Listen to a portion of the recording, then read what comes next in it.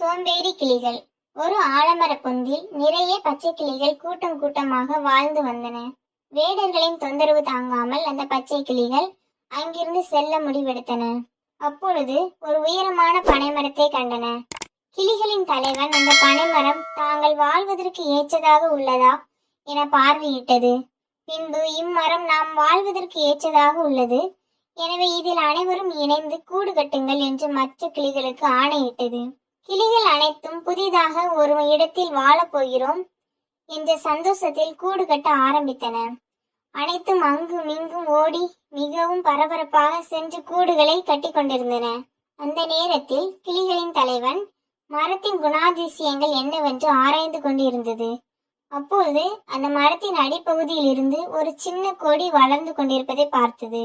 தலைவன் கிளியானது அனைத்து கிளிகளையும் அழைத்து, இங்கு ஒரு சிறிய கொடி வளர்ந்து கொண்டிருக்கிறது, இதை நாம் இப்பொழுதே இங்கிருந்து அகற்றி விடுவோம் என்று கூப்பிட்டது.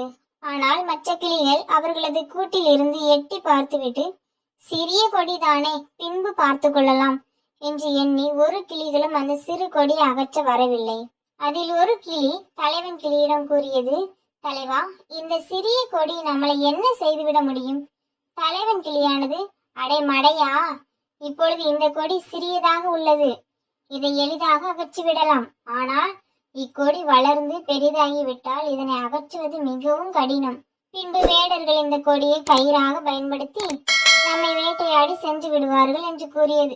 ஆனால் மற்ற கிளிகளும் புதிய இடத்தை விட்டு வெளியே செல்ல மனமில்லாமல் ஏதேதோ சாக்கு போக்கு சொல்லி கொண்டு மேலே அமர்ந்து கொண்டன. அந்த கொடியை அகற்ற வரவில்லை. ஒவ்வொரு முறையும் தலைவன் கிளி அந்த கொடியை அகற்ற அவற்றை கூப்பிடும் போதெல்லாம் அந்த கிளிகள் நாளை நாளை என்று நாட்களை கடத்தினர். அந்த சிறு கொடியோ விரைவாக மிகப்பெரிய கொடியாக வளர்ந்து கொண்டிருந்தது. சிறிது நாட்களுக்கு பிறகு அந்த கிளிகள் அந்த கொடியை அகற்ற வந்தது.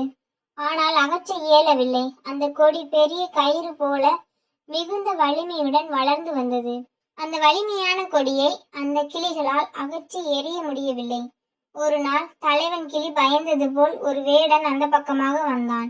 அங்கே மிகுந்த வலிமையான கொடி ஒன்று பனைமரத்தை சுற்றி வளர்ந்து இருப்பதை பார்த்தான். அங்கு கிளிகள் வசித்துக் கொண்டிருப்பதையும் அவன் கவனித்தான். இந்த வழியை பயன்படுத்தி அவர் மேலே ஏறி சென்று கிளிகள் பார்த்து கொண்டிருக்கும் பொழுதே பொந்தினுள் கையை விட்டு அவைகளுடைய பிள்ளை கிளிகளை எடுத்து சென்றான். கிளிகளால் எதுவும் செய்ய இயலாமல் மிகவும் வருத்தத்துடன் பார்த்து கொண்டிருந்தன. பச்சை கிளிகள் மீண்டும் அம்மரத்தை விட்டு வெளியே செல்ல முடிவெடுத்தனர். தலைவன் கிளி சொல்லியும் கேட்காததால் மிகவும் வருத்தப்பட்டனர். கருத்து: முக்கியம் அல்லாதது என்று எதையும் நினைக்க வேண்டாம். இந்த கதை பகுதி உங்களுக்கு பிடித்திருந்தால் லைக் பண்ணுங்கள், ஃப்ரெண்ட்ஸ்க்கு ஷேர் பண்ணுங்கள், மறக்காமல் நம்ம சேனலை சப்ஸ்கிரைப் பண்ணுங்கள். Thank you friends.